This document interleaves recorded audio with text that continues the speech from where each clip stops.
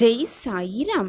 உனக்கு கெட்ட நேரம் முடிந்து நல்ல நேரம் ஆரம்பிக்கும் தருவாயில் நிச்சயமாக இது உன் கண்ணில் படும். இப்பொழுது பட்டிருக்கிறதென்றாலே உனக்கான நல்ல நேரம் துவங்கிவிட்டது என்றுதான் அர்த்தம். உன் வாழ்க்கைக்கு நல்ல காலத்தை புதுப்பிப்பதற்காகவே நான் அவதரித்திருக்கிறேன். உனது பாரங்களையெல்லாம் நான் சுமக்கவில்லை என்றால் உன்னுடைய நிலைமை என்ன என்று சற்று சிந்தனை செய்து பார். இப்படும் வேதனையிலிருந்து உன்னை விடுவிப்பதற்காகவே நான் அவதரித்திருக்கிறேன். வாக்குவாதம் செய்யாமல் இருக்க பழகிக்கொள். கோபத்தை முற்றிலுமாக விட்டுவிடு. ஏனென்றால் கோபம் தலைக்கு ஏறிவிட்டால் அதை அடக்குவது மிக மிக கடினம். எதையுமே நிதானமாக சிந்தனை செய்து அதன்படி வாழ கற்றுக்கொண்டாலே போதும். வாழ்க்கை எப்பொழுதும் இனிமையாகவே இருக்கும். உன்னுடைய அனுமதி இல்லாமல் எதுவுமே நடக்காது. உன்னை நெருங்கவும் முடியாது. என்னுடைய அனுமதி இல்லாமல் நீ செய்து கொண்டிருக்கும் எந்த ஒரு விஷயமானாலும் என் கண்களுக்கு அது சர்வ நிச்சயமாக புரியும். நான் அதை எப்பொழுதும் கவனித்து கொண்டுதான் இருக்கிறேன் என்பதை மட்டும் எந்த நொடியும் மறந்து விடாதே. அனைத்தையும் நினைத்து கொண்டு தேவையில்லாமல் உன்னை நீயே குழப்பிக்கொள்ளாதே. தேவையில்லாதவற்றை நினைத்து நினைத்து மனதை போட்டு பயம் கொள்ளாதே. உனக்கு தேவையானதை உனக்கு கொடுக்க வேண்டிய நேரத்தில் கொடுக்க வேண்டிய சமயத்தில் நான் கொண்டு வந்து சேர்ப்பேன். இது சர்வ நிச்சயமாக நடக்கும். நடப்பது எல்லாம் நன்மைக்கே என்பதை தீர்க்கமாக புரிந்து கொள். எப்பொழுதுமே என்னுடைய நாமத்தை உச்சரித்து கொண்டே இரு. மனம் குழப்பமாக இருக்கும் சமயத்தில் சாயி சாயி என்று ஒரு முறை சொல்லிப்பார். உன் மனம் நிம்மதியடையும். உன் மனம் நிம்மதியாக இருந்தாலே போதும்.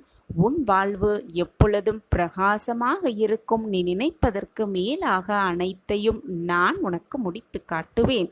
வாழ்க்கையில் உன்னை வெற்றியடைய வைப்பேன். இறைவன் நீ வேண்டுவதை கொடுக்கும் பொழுது இறைவன் மீது அதீத நம்பிக்கை வைத்திருக்கிறாய். ஆனால் நீ வேண்டுவதை நீ நினைப்பதை இறைவன் தராத சமயத்தில் மனம் வெறுத்து விடாதே, மனம் நொந்து விடாதே.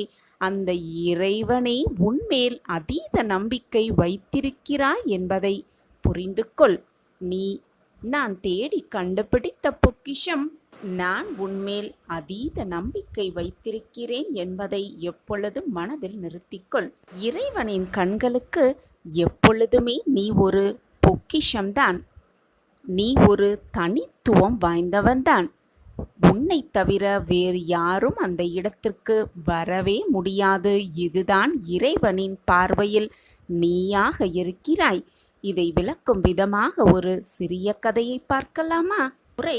ஒரு மனிதன் இறைவனிடம் சென்று வாழ்க்கை என்றால் என்ன என்ற கேள்வியை எழுப்பினான். பொழுது இறைவன் ஒரு கல்லை அவனிடம் கொடுத்துவிட்டு, இந்த கல்லினுடைய மதிப்பு என்ன என்று அறிந்துவிட்டு வா என்று கூறினாராம். ஆனால் மறந்துவிடாதே, இந்த கல்லை எப்பொழுதும் நீ விற்கக்கூடாது என்ற நிபந்தனையும் இறைவன் அந்த மனிதனிடம் சொல்லி அனுப்பினாராம்.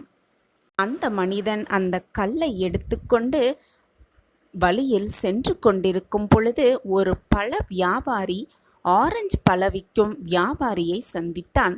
அவனிடம் இந்த கல்லின் விலை மதிப்பு என்ன என்று கேட்டானாம். அந்த பழ வியாபாரி அந்த கல்லை வாங்கி பார்த்துவிட்டு, இந்த கல்லிற்கு நான் 12 ஆரஞ்சு பழங்களை தருகிறேன். அதை வைத்துக்கொண்டு இந்த கல்லை என்னிடம் கொடுத்துவிடு என்று கூறினானாம் அந்த ஆரஞ்சு வியாபாரி. பொழுது இறைவனிடமிருந்து கல்லை வாங்கி வந்த அந்த மனிதன், நான் இந்த கல்லை விற்பதற்காக கேட்கவில்லை, கடவுளின் ஆணைப்படி நான் இதை விற்க மாட்டேன் என்று கூறி தன்னுடைய பயணத்தை தொடர்ந்தானாம். அப்படியே சென்று கொண்டிருக்கும் பொழுது வழியில் ஒரு காய்கறி வியாபாரியை பார்த்து, இந்த கல்லின் மதிப்பு என்ன என்று கேட்டானாம் அந்த மனிதன். அப்பொழுது அந்த காய்கறி வியாபாரி அந்த மனிதனிடமிருந்து கல்லை வாங்கி பார்த்துவிட்டு, இந்த கல்லிற்கு நான் 1 மூட்டை உருளைக்கிழங்கை தருகிறேன், அதை வைத்துக்கொண்டு இந்த கல்லை என்னிடம் கொடுத்துவிடு என்று கூறினானாம். மீண்டும் அந்த மனிதன், இது தருவதற்கு அல்ல, கடவுள் ஆணைப்படி இதை நான் விற்பதற்காக எடுத்து வரவில்லை, இதன் மதிப்பு கேட்கவே வந்தேன் என்று கூறி நகர்ந்து சென்று விட்டானாம். போகும் வழியில் ஒரு நகை வியாபாரியை, நகை வியாபாரம் செய்யும் கடையை பார்த்தவனுக்கு இந்த கல்லின் விலை மதிப்பு என்ன என்று கேட்க ஆவல் தூண்டியதால் கடைக்குள் சென்றவன் அந்த கல்லின் மதிப்பை கேட்டானாம். அதற்கு அவர்கள், நான் இந்த கல்லை வைத்துக்கொண்டு 50 லட்சம் உங்களுக்கு தருகிறேன், இந்த கல்லை எங்களிடம் கொடுத்து விடுங்கள் என்று கூறினார்களாம். உடனே வந்த மனிதன், இல்லை, இதை கொடுப்பதற்காக நான் வரவில்லை என்று தலை ஆட்டுவதற்காக தலையை ஆட்ட முற்படும் பொழுதே அந்த கடைக்காரர், சரி, நான் இதற்கு 1 கோடி தருகிறேன் என்று கூறினானாம். அந்த மனிதன், இந்த கல்லுக்கு அவ்வளவு மதிப்பா என்று கேட்டுவிட்டு, இல்லை, கடவுள் இதை மற்றவர்களுக்கு இதை விற்கக்கூடாது என்ற நிபந்தனையிட்டிருக்கிறார், நான் இதை விற்பதற்காக வரவில்லை என்று கூறிவிட்டு தன்னுடைய பயணத்தை தொடர்ந்து கொண்டே இருந்தான். வழியில் விலை மதிப்புமிக்க கற்கள் விற்பனை செய்யும் கடையை பார்த்தவனுக்கு இந்த கடையிலும் போய் கேட்டு பார்க்கலாம் என்ற ஆவல் தூண்டவே அவன் கடைக்குள் சென்று இந்த கல்லின் விலை மதிப்பு என்ன என்று கேட்டானாம். அப்பொழுது அந்த கடைக்காரர், விலை மதிப்பே இல்லாத இந்த கல்லுக்கு மதிப்பை கேட்கிறீர்களே, அவ்வளவு விலை உயர்ந்த இந்த கல்தான், அந்த கல்லு உங்களுக்கு எப்படி கிடைத்தது என்று கேள்வியை எழுப்பினாராம். என்னுடைய வாழ்நாள் முழுவதும் நான் இந்த கடையில் வியாபாரம் செய்தாலும் கூட இவ்வளவு விலை மதிப்புள்ள ஒரு பொக்கிஷத்தை, ஒரு அற்புதத்தை, விலை மதிப்பே இல்லாத இந்த கல்லை வாங்குவது மிக மிக கடினம் என்று சொன்னாராம் அந்த கடைக்காரர். கல்லை எடுத்து வந்தவர் மிகவும் ஆச்சரியப்பட்டு குழப்பத்துடனும் மீண்டும் திரும்பி இறைவனிடம் சென்று, இப்பொழுது சொல்லுங்கள், இந்த வாழ்க்கையின் விலை மதிப்பு என்ன? அதை உணர்த்துவதற்காக இந்த கல்லை என்னிடம் கொடுத்தீர்கள். என் வாழ்க்கையின் விலை மதிப்பு, வாழ்க்கை என்றால் என்ன, அதன் மதிப்பு என்றால் என்ன என்று மீண்டும் கேட்டாராம் அந்த மனிதன். அதற்கு இறைவன் பதிலுரைத்தாராம், நீ என்ன பதிலை அந்த ஆரஞ்சு வியாபாரி, காய்கறி வியாபாரி, நகைக்கடை வியாபாரி, புதிதாக செய்த கற்களை விற்பனை செய்யும் வியாபாரியிடம் இருந்து என்ன கேட்டாயோ அதுதான் உன் வாழ்க்கையில் உள்ள மதிப்பு என்று சொன்னானாம். இந்த விலை மதிப்பே இல்லாத கல் போலத்தான் நீயும் உன் வாழ்க்கையில் இருக்கிறாய், மதிப்பே இல்லாததாகத்தான் உன் வாழ்க்கையில் இருக்கிறாய். அவ்வளவு பொக்கிஷமான நீ இருக்கும் இடத்தை பொறுத்துதான் உன்னுடைய விலை நிர்ணயம் செய்யப்படுகிறது, உன்னுடைய மதிப்பும் உயரப்படுகிறது. நீ எண்ணும் எண்ணங்களாலும், நீ செயல்படுத்தும் எண்ணங்களாலும், நீ நடந்து கொள்ளும் விதத்திலும் மற்றவர்களுக்கு பார்வைக்கு நீ பொக்கிஷமாகவே தெரிவாய். மற்றவர்கள் பார்வைக்கு நீ எப்படி தெரிந்தாலும் இறைவனின் பார்வைக்கு எப்பொழுதுமே உன் மதிப்பு விலை மதிப்பே இல்லாதது. மற்றவர்களை எப்பொழுதுமே நல்ல எண்ணத்தோடு பார்க்கும் உன்னை எப்பொழுதுமே கடவுள், இறைவன் பொக்கிஷமாகவே நடத்துகிறார். நீ தனித்துவமானவன். உன்னை தவிர அந்த இடத்தில் யாருமே எதிர்பார்க்கவே முடியாது, யாரையுமே வைத்து பார்க்கவும் முடியாது. நீ கேட்டது கிடைத்துவிட்டால் இறைவன் மேல் அதீத நம்பிக்கை வைத்திருக்கிறாய் என்று நினைத்து கொள்கிறாய். ஆனால் கேட்டது கிடைக்கவில்லை என்றால் ஒன்றை நன்றாக புரிந்து கொள், அந்த இறைவனே உன்மேல் அதீத நம்பிக்கை வைத்திருக்கிறாய் என்றுதான் அர்த்தம். நம்பிக்கையோடு இரு. எதுவுமே முடிந்துவிடவில்லை, எதுவுமே முடிந்துவிடவில்லை, முடியவும் முடியாது. உன் சாயப்பா உன்னோடு இருக்கும் வரை தேவையில்லாத பயமோ குழப்பமோ உனக்கு வேண்டவே வேண்டாம். தவறும் போது அதை எண்ணி எண்ணி கவலைப்படுவதை முதலில் நிறுத்திவிடு. நடப்பது எல்லாம் நன்மைக்கே, நடப்பது எல்லாம் நன்மைக்காகத்தான் என்பதை நினைத்து கொண்டு முயன்று கொண்டே இரு. மிகப்பெரிய வெற்றி உனக்காகவே காத்திருக்கிறது. காரணமின்றி கஷ்டங்கள் வருவதில்லை. கஷ்டங்களை கடந்து செல்பவனே வாழ்க்கையின் மிக வெற்றியை அடைகிறான் என்பதுதான் நிதர்சனமான உண்மை. தைரியமாக முன்னோக்கி சென்று கொண்டே இரு. உன் பின்னே உன்னுடைய அப்பா, குருவாக, உன் தாயாக, தகப்பனாக, அனைத்துமாக நான் வந்து கொண்டிருக்கிறேன் என்பதை மட்டும் எந்த நொடியும் மறந்துவிடாதே, மறுத்தும் விடாதே. காரணமில்லாமல் கவலை கொள்ளாதே. காரணம் இருந்தாலும் கூட கலக்கம் கொள்ளாதே. எதுவும் கடந்து போகும், இதுவும் கடந்து போகும் என்ற நம்பிக்கை வார்த்தைகளை உன் மனதிற்குள் உச்சரித்து கொண்டே ஓடிக்கொண்டே இரு. வாழ்க்கையை வென்று காட்டலாம். இப்பொழுது உன் மனதில் என்ன நினைத்து கொண்டிருக்கிறாய் என்பது உனக்கு தெரியுமா? நான் அதை சொல்லவா? என் வாழ்க்கையில் நல்லது எதுவுமே நடக்கவில்லையே சாயப்பா. எதை தொட்டாலும் சோதனை, எதை தொட்டாலும் பிரச்சனை. ஒரு பிரச்சனை முடிந்தால் மற்றொரு பிரச்சனை தானாகவே வந்து விடுகிறது. தொழிலில் முன்னேற்றமில்லாத ஒரு சூழ்நிலை, கடன் பிரச்சனை வேறு. எதை எடுத்தாலும் தோல்வி, மன கவலைகள், எதை எடுத்தாலும் தடங்கல்கள், மன போராட்டம். இப்படி எல்லாமே எனக்கு எதிராக நடந்து கொண்டிருக்கிறது. இது மட்டும் அல்லாமல் உடல் நிலையில் வேறு பல பிரச்சனைகள் என்னை வாட்டி வதைக்கிறதே. எனக்கு நல்ல காலம் பிறக்கவே பிறக்காதா? என் வாழ்க்கையில் நல்லது நடக்கவே நடக்காதா என்று நீ என்னிடம் கேட்ட அத்தனை கேள்விக்கும் ஒரு நல்ல பதிலோடு உன் சாயப்பா வந்திருக்கிறேன். எதற்காகவும் வருத்தப்படாதே, மனதை போட்டு குழப்பியும் கொள்ளாதே. நீ சாயப்பா மேல் வைத்திருக்கும் நம்பிக்கை இவ்வளவுதானா? என்னை முழுவதுமாக நம்பி வந்துவிட்டு பின் இப்படி உன் மனதை போட்டு குழப்பிக் கொள்ளலாமா? அல்லது தடுமாறலாமா? உன்னுடைய கர்ம வினைகளால் தான் இத்தனை நாள் இத்தனை போராட்டங்களோடு நீ வாழ்ந்து கொண்டிருக்கிறாய். இத்தனை சோதனைகளும் உன் வாழ்வில் நிகழ்ந்தது அதன் காரணத்தாலேயே. உன்னிடம் இருக்கும் அத்தனை பிரச்சனைகளிலிருந்தும் நான் உன்னை மீட்டெடுப்பேன். அதற்கான வழியும் எனக்கு தெரியும். பின் ஏன் சாயிநாதரை என்னை கஷ்டத்தில் தவிக்க விட்டு பார்த்து கொண்டிருக்கிறீர்கள் என்றுதானே கேட்கிறாய்? நீ இந்த உலகத்தில் பிறந்ததற்கு காரணமே இதுதானே. உன் கர்மாவின் வலிமைகளை குறைப்பதற்காகவும் உன் கர்மாவை நீ கழிப்பதற்காகவும் தான் இந்த பிறப்பை எடுத்திருக்கிறாய். இந்த உலகத்தில் பிறந்த அனைவரும் அவரவர் செய்த கர்ம வினைகள் படித்தான் வாழ்க்கையில் பிறப்பெடுக்கிறார்கள். அவரவர் கர்மாவை அவரவர் செய்த பாவ புண்ணியத்தின்படி கழித்தேதான் ஆக வேண்டும்.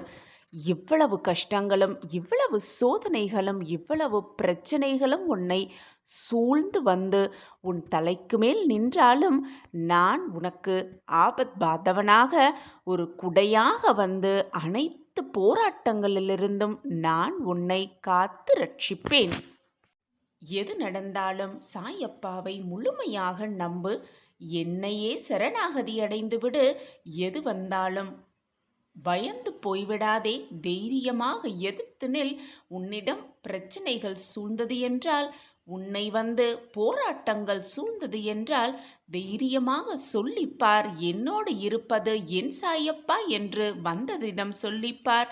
உன்னிடம் வந்த அந்த பிரச்சனையும் சோதனைகளும் வந்த வழி தெரியாமல் விலகி போய்விடும். சத்தியமாக நீ எதிர்பார்த்த முடிவு காலமும் விடிவு காலமும் வரத்தான் போகிறது. அதை உன்னிடம் கூறி உன்னை சந்தோஷப்படுத்துவதற்காகத்தான் இப்பொழுது நான் உன்னை தேடி வந்திருக்கிறேன். உனக்கு நல்லது நடக்கப் போகிறது. நல்லது மட்டுமே உன் வாழ்வில் சூழ்ந்து இருக்கப் போகிறது. நம் வாழ்க்கையிலா இந்த அதிசயங்கள் எல்லாம் நடக்கிறது என்று நீயே ஆச்சரியப்படும் அளவிற்கு உனக்குள் நல்ல நல்ல மாற்றங்களும் ஏற்றங்களும் நிகழப்போகிறது. இது உன் சாயப்பா உனக்காகவே செய்து கொடுக்கும் சத்திய வாக்குதான். என் வாக்கு என்றாவது பொய்த்ததுண்டா? என்னை நம்பியவர்களை நான் விட்டுக் கொடுத்ததும் இல்லை, அவர்களை விட்டு சென்றதும் இல்லை. ஒவ்வொரு நாள் கண் விழிக்கும் பொழுது நம் வாழ்க்கையில் நல்லது நடந்துவிடும் என்ற நம்பிக்கையோடு தானே கண் விழிக்கிறாய்? அதே போல ஒவ்வொரு இரவும் முடியும் பொழுதும் நாளை விடியல் நமக்கான விடியலாக இருக்கும் என்ற நம்பிக்கையோடு தான் உறங்கவும் செல்கிறாய். உன்னுடைய நம்பிக்கை எப்பொழுதும் வீண் போகாது. உன் நம்பிக்கை வீண் போகும்படி நான் விடவும் மாட்டேன். உனக்கான ஒரு நாள் வரும், உனக்கான நல்ல நேரம் வரும், உனக்கான நல்ல காலம் வரும். உனக்கான அந்த நாள் அதிசயமாகவே வரும். அந்த நாள் வரும் வரை பொறுமையாக காத்திரு. உனக்கான நல்ல வழியை, உன் வாழ்க்கை பிரகாசமாக இருக்கப் போவதற்கான அந்த நல்ல வழியை நான் உன் கண்களுக்கு காண்பிப்பேன். என் பிள்ளையை, என் பொக்கிஷத்தை கண்கலங்கும்படி நான் விட்டுவிட மாட்டேன். 1000 கதவுகள் மூடினாலும் உனக்கென்று ஒரு கதவு திறந்து இருக்கும். அது உன் சாயப்பாவின் ஆலய கதவுதான். மனவேதனையாக இருந்தாலோ, போராட்டமாக இருந்தாலோ, வேதனையோடு இருக்கும் சமயத்தில் ஓடோடி வந்து என்னை ஒருமுறை பார். வர முடியாவிட்டாலும் மனதால் நினைத்துக்கொள். மனதிற்குள் சாயி சாயி என்று சொல்லிப்பார். உன் வேதனை கொஞ்சமாக குறைவதை நீயே உணரலாம். உன் சாயப்பா உன்னோடு இருக்கும் வரை நீ கஷ்டப்படவோ வேதனைப்பட வேண்டிய அவசியமே இல்லை. வாழ்க்கையில் எது வந்தாலும் சகித்து போக கற்றுக்கொள். வாழ்க்கையில் விட்டு கொடுக்கலாம், ஆனால் விட்டு கொடுப்பதே வாழ்க்கையாக இருக்கக்கூடாது. அதை நன்றாக புரிந்து கொள். வாழ்க்கையில் என்ன வேணாலும் மாறலாம், எப்ப வேணுமானாலும் மாறலாம். ஆனால் எப்பவும் எந்த சூழ்நிலையிலும் நீ மாறவே கூடாது. உன்னை மாற்றிக்கொள்ளவும் கூடாது யாருக்காகவும். மற்றவர்கள் கூறுவார்களே, மற்றவர்கள் என்ன கூறுவார்களோ என்று சிந்தனையோடு நீ எடுத்து வைக்கும் பாதையில் அடியை எடுத்து வைக்காதே. உனக்கு உன் மனதிற்கு எது சரி என்று படுகிறதோ அந்த பாதையில் சென்று கொண்டே இரு. நீ நிச்சயமாக வெற்றி என்னும் இலக்கை அடைவாய். உன் சாயப்பா அதை அடைய வைப்பேன். குற்றம் கூறுபவர்கள், பழி சொல்லத் தெரிந்தவர்கள் யாருமே நமக்கான வழியை சொல்லப் போவதே இல்லை. அவர்கள் வேலை பழி சொல்வதும் குற்றம் சொல்வதும் தான். நமக்கான வழியை நாம் தேர்ந்தெடுத்த பிறகு அந்த வழியில் சென்று கொண்டே இருக்கலாம். ஏனென்றால் உன் வாழ்க்கை உன் கையில்தான் உள்ளது. உன் வாழ்க்கையை நீதான் மகிழ்ச்சியோடு வாழ வேண்டும். உனக்காக மற்றவர்கள் உன் வாழ்க்கையை வாழவும் முடியாது. மற்றவர்களுக்காக நீ அவர்கள் வாழ்க்கையை வாழவும் முடியாது. மற்றவர்கள் கூறுகிறார்களே என்று உன் வழியை மாற்றிக்கொள்ளாதே. உனக்கான வழி உனக்குத்தான். உன் வாழ்க்கை உன் கையில்தான் உள்ளது. எப்பொழுதும் அந்த வாழ்க்கையை மகிழ்ச்சியோடும் சந்தோஷத்தோடும் வாழ பழகிக்கொண்டாலே சந்தோஷம், நிம்மதி எல்லாமே ஒவ்வொன்றாக கூடி வரும். நானும் உன்னோடு எப்பொழுதும் இருந்து கொண்டே இருப்பேன். என்னை மீறி உன் வாழ்க்கையில் எந்த தவறும் நெருங்கவும் முடியாது. நான் அதை அனுமதிக்கவும் மாட்டேன்.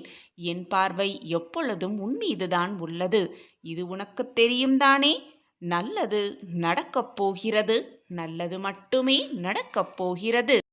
சாயிநாதரே, வாழ்க்கையில் நான் அனைத்தையும் இழந்துவிட்டேன், இனி இழப்பதற்கு எதுவுமே இல்லையே என்று வேதனையோடு இருக்கிறாய். அனைத்தையும் இழந்தவர்கள், வாழ்க்கையில் அனைத்தையுமே இழந்து கொண்டிருப்பவர்கள் வேதனைப்படுவதற்கு அவசியம்தான் என்ன? ஏன் என்று உனக்கு புரிகிறதா? நீ இழக்க வேண்டும் என்று உன்னிடம் எதுவுமே இல்லைதானே? பின் வருத்தப்படுவதோ கவலைப்படுவதோ எதற்கு என்றுதான் உன் சாயி தேவா கேட்கிறேன். ஏதாவது ஒன்று இழந்தால் மற்றொன்றை பெறலாம் என்பது வாழ்க்கையின் நியதி. அப்படி இருக்கும் பட்சத்தில் உன் வாழ்க்கையில் நீ அனைத்தையுமே இழந்துவிட்டாய் என்னும் பட்சத்தில் நீ பெறுவதற்கான வாய்ப்பு வரப்போகிறது என்றுதானே அர்த்தம். இதை கூட உன்னால் புரிந்து கொள்ள முடியாமல் ஏன் இப்படி உன் மனதை போட்டு குழப்பிக் கொண்டே இருக்கிறாய் பிள்ளையே? ஆம் பிள்ளையே, நீ இழக்கும் காலங்களெல்லாம் ஒரு முடிவுக்கு வந்துவிட்டது. இனி நீ பெறத்தான் போகிறாய். பெறுவதற்காகவே உன் வாழ்நாளில் இதுநாள் வரை அனைத்தையும் இழந்திருக்கிறாய் என்பதை மனதாக ஏற்றுக்கொள். இனி நீ பெரும் காலம் மட்டுமே உன்னை நோக்கி வரப்போகிறது. என்னை தொட்டுவிட்டு இப்பொழுது இதை கேட்டுக்கொண்டிருக்கிறாய் என்றாலே உனக்கான நல்ல வாய்ப்பு உன்னை நெருங்கிவிட்டது என்றுதான் அர்த்தம். வாய்ப்பு ஒரு முறைதான் வரும். அந்த வாய்ப்பை மிக சரியாக பயன்படுத்தி கொள்பவனே வாழ்க்கையில் மிக பிரம்மாண்டமான வெற்றியை அடைந்தே தீருவான். மனதை போட்டு தேவையில்லாமல் குழப்பிக் கொள்ளாதே. நான் தவறு செய்துவிட்டேன், இனி என் தவறை நான் எப்படி திருத்திக் கொள்வது என்றெல்லாம் உன் மனதை போட்டு தேவையில்லாமல் வருத்திக் கொள்ளாதே. மனிதனாக பிறக்கப்பட்டவன் தவறு செய்வது என்பது இயற்கைதான். நீயும் அதைதான் செய்திருக்கிறாய். ஆனால் அந்த தவறை நான் தவறு செய்தேன் என்று எப்பொழுது நீ உணர்ந்தாயோ அந்த நிமிடத்திலேயே இறைவன் உன்னை முழுவதுமாக ஆசிர்வதித்து விட்டான் என்றுதான் அர்த்தம். எதுவுமே நிரந்தரமில்லாத இந்த உலகத்தில், மாயையான விளையாட்டில் என்னுடைய அன்பர்கள், என்னுடைய பிள்ளைகள் தவறு இழைக்கக்கூடும் என்பதும் எனக்கு தெளிவாகவே புரியும். தவறு செய்தாலும் நான் உன் அருகிலேயே இருந்து அந்த தவறிலிருந்து எப்படி உன்னை காக்க வேண்டும் என்பதை பற்றி மட்டுமே யோசித்துக் கொண்டிருப்பேன். நீ தவறான வழியில் சென்றால் கூட உன்னை திருப்பிவிட என்னால் ஆன முயற்சிகளை நான் எப்பொழுதும் செய்து கொண்டே இருப்பேன். ஏதாவது தவறு செய்துவிட்டு ஆபத்தில் சிக்கிக்கொண்டால் நானே நேரடியாகவோ அல்லது மறைமுகமாகவோ அல்லது வேறு யாராவது மூலமாகவோ என் பிள்ளைகளை அந்த தவறிலிருந்து, அந்த கஷ்டத்திலிருந்து விடுவிப்பதற்கான அத்தனை வேலைகளையும் நான் செய்து கொண்டே இருப்பேன். நான் என்றுமே எப்பொழுதுமே என் பிள்ளைகளை கைவிட்டு விடவே மாட்டேன். என் பார்வை எப்பொழுதும் என் பிள்ளை மீது இருந்து கொண்டுதான் இருக்கும். எனவே எதற்குமே பயப்படாதே. நீ செய்தது தவறே இல்லை பிள்ளையே. நீ அதை தவறாக நினைத்தாலும் கூட நான் என் பிள்ளைக்காக அதை மன்னிக்க மாட்டேனா? தவறு செய்து திருந்திவிட்டால் உத்தமனாகி விடுகிறாய். எனவே நீ பயப்படுவதற்கு எதுவுமே இங்கு இல்லை. மனதை போட்டு தேவையில்லாமல் குழப்பிக்கொள்ளாதே. அனைத்தும் ஒரு நாள் மாறும். மாற்றங்கள் நிகழ்ந்து கொண்டேதான் இருக்கும் என்பதை தீர்க்கமாக நம்பு. உனக்கான ஒரு விஷயம் தாமதமாக நடக்கிறது என்றால் அது உனக்கான நிறைவான விஷயமாய் மாறப்போகிறது என்றுதான் அர்த்தம். உன்னை நான் அதிகமாக சோதிப்பேனே தவிர நிச்சயமாக ஒருபோதும் கைவிட மாட்டேன் என்பதுதான் உண்மையிலும் உண்மை. உன் சாயப்பா உன்னோடு இருக்கும் பொழுது உன் மனதில் தேவையில்லாத குழப்பமோ வருத்தமோ வேண்டவே வேண்டாம். உனது மனம் வருந்தினாலே போதும். உன் மனதிற்கு வருத்தத்தை உண்டு பண்ணியவர்களுக்கான தண்டனையை காலம் கொடுத்தே தீரும். எல்லாமே உடனுக்குடன் நடக்க வேண்டும் என்று நினைத்தால் நான் என்னதான் செய்ய முடியும் என் பிள்ளையே? கலங்காதே. நீ நடக்காது என்று நினைத்த காரியத்தையும் நான் மிக சுலபமாக நடத்தி முடிப்பேன். எப்பொழுது சாயிநாதரே எனது துயரங்கள் தீரப்போகிறது? இன்னும் எத்தனை காலம்தான் நான் காத்திருக்க வேண்டும் என்று உன் மனம் வாடுகிறது இல்லையா? இதோ இங்கே இருக்கிறேன், இதோ உன் அருகில் இருக்கிறேன். நீ உறங்கும் போதும், ஓய்வெடுக்கும் பொழுதும், வேலையில் ஈடுபட்டு கொண்டிருக்கும் பொழுதும் உனது கண்களில் எதிரே உனக்கு முன்பாக நான் அமர்ந்து கொண்டுதான் இருக்கிறேன். திரும்பும் திசையெல்லாம் நான் உன்னோடு இருந்து கொண்டுதான் இருக்கிறேன். நீ காண்கின்ற ஒவ்வொரு ஜீவராசிகளின் வடிவிலும் நான் உன்னை சூழ்ந்து கொண்டுதான் இருக்கிறேன். ஏன் உன்னுள் இருக்கிறேன்? நிழலாக தொடர்ந்து கொண்டும் இருக்கிறேன். என்னுடைய குரல் உன் செவிகளில் கேட்கத்தான் போகிறது. ஆம் பிள்ளையே, எனது அன்பு செல்வமே, எனது அற்புதமான குரல் உன் செவிகளில் கேட்கப் போகிறது. அப்போது நான் உன்னுடன் இருப்பதை உணர்ந்து கொள்வாய். எனது குரல் மீண்டும் கேட்கும் தருணத்தில் என்னை முழுவதுமாக புரிந்து கொள்வாய். நான் இருக்கிறேன். எப்பொழுதுமே என்னுடைய உருவம் உன் பின்னால் நிழலாக எப்பொழுதும் உனக்கு துணையாக வந்து கொண்டே இருக்கும். எது உன்னை துன்புறுத்தினாலும் கவலைப்படாமல் இரு. எது வந்தாலும் எதிர்த்து நின்று போராடு. எதுவும் என்னை மீறி நடக்காது என்பதை தீர்க்கமாக நம்பு. அனைத்தும் நன்மைக்கே, நடப்பது எல்லாம் நன்மைக்கே என்பதை தீர்க்கமாக நம்பு. எது வந்தாலும் சகித்து கொள்ள முயற்சி செய். எனது தாமரை பாதங்களில் அனைத்தையும் சமர்ப்பித்துவிடு.